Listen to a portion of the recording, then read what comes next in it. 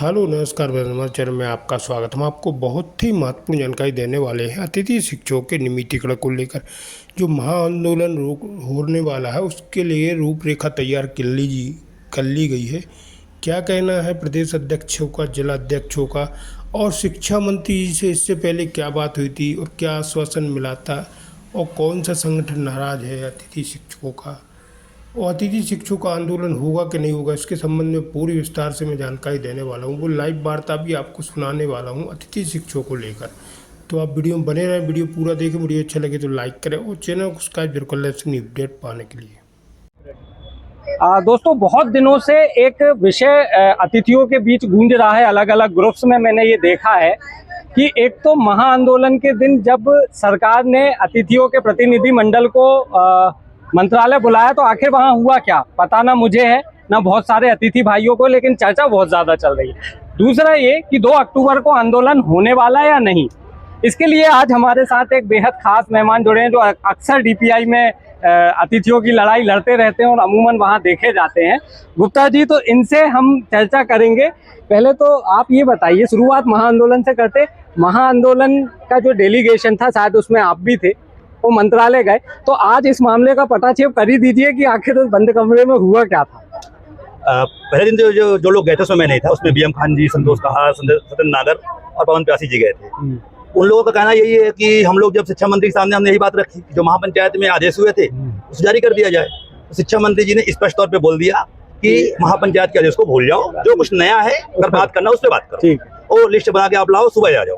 शाम तक में संख्या भी हमारी लगभग खत्म हो गई, क्योंकि बारिश भी हो गई, लोग दूर दूर से आते हैं, गरीब घर से शिक्षा के बेचारे व्यवस्था नहीं रहता। देखिए अभी देख रहे हैं बच्चों को लेके आ रहे हैं, तो मतलब 7 बजे के बाद अतिथि को मतलब भगाना नहीं पड़ा, अपने आप वो घर चले गए।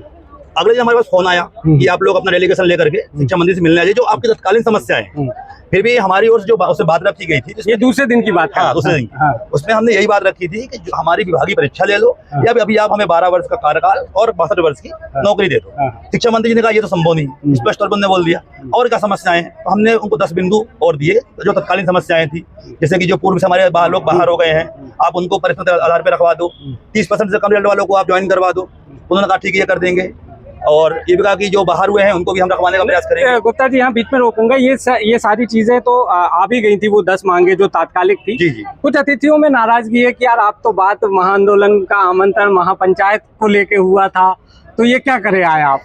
ये तो आप भी जानते हो कि अतिथि शिक्षक अगर कोई अध्यक्ष भी है, किसके दम पे है, इनके दम पर। अगर हमारे पीछे इनका आज ही शॉर्ट टर्म वाले अभी होते, मैं आपको बता दूं, और शॉर्ट टर्म वालों का जो बुलाया था, अगर इनकी संख्या 200 होती ना, मैं डीपीआई के सामने बैठा लेके सबको। अब बताइए 10 लोग हैं, सबकी अलग अलग समस्याएं हैं। अब मैं अगर एक मुद्दे को लेकर बैठता हूँ, 10 लोग उस समस्या को लेकर के क्या बोलेंगे ये। तो वही हुआ कि जब तक हमारी संख्या अच्छी थी, आपने देखा होगा बहुत बार हमको बुलाया गया, सुनील परिहार या मैं, 2 में से हमने कोई लोगों ने कहा नहीं जाना है, डेलीगेशन नहीं जाएगा, हम लोग डेलीगेशन में नहीं गए। जब संख्या चली गई, जब सामने से बुलाया जा रहा है तो मजबूरी हमारी क्या बनती है फिर कि जो मिल रहा है उसे आप ले लो और जो नहीं मिल रहा उसके लिए संघर्ष करो। सवाल ये है कि महाआंदोलन के बाद अतिथि बटा है। देखिए कुछ लोग विचारों को लेकर, देखिए हमारे 2 संगठन हमारे हैं जो वर्तमान में अच्छे से काम कर रहे हैं। एक समन्वय है, एक आजाद है।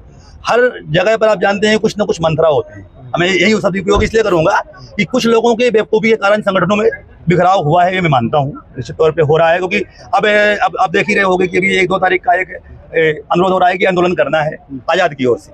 हम भी उसमें सहयोग करेंगे। हमने पहले ही बोला है कि अगर हमको कोई बुलाता है या ना बुलाए, जहाँ अतिथि हित की बात आएगी, समन्वय समिति अपना पूरा सहयोग वहाँ पे देगी, चाहे हमारे पदाधिकारी हो चाहे अध्यक्ष जो भी हो, हम खुद वहाँ पे शामिल 2 अक्टूबर को आंदोलन हो रहा है माने।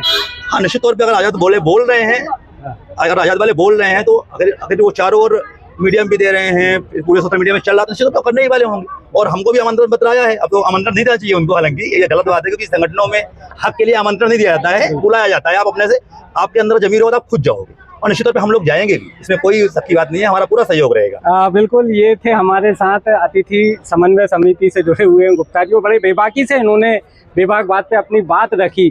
निश्चित तौर पर यदि आप इंसान हैं, मानव हैं, तो मतभेद होना स्वाभाविक है, मतभेद होना चाहिए, मनभेद नहीं होना चाहिए। और अतिथियों की लड़ाई तब तक ही सार्थक है जब तक मतभेद होंगे। मनभेद से बचिए। इसी के साथ मुझे दीजिएगा इजाजत। और यदि ये वीडियो आपको पसंद आया है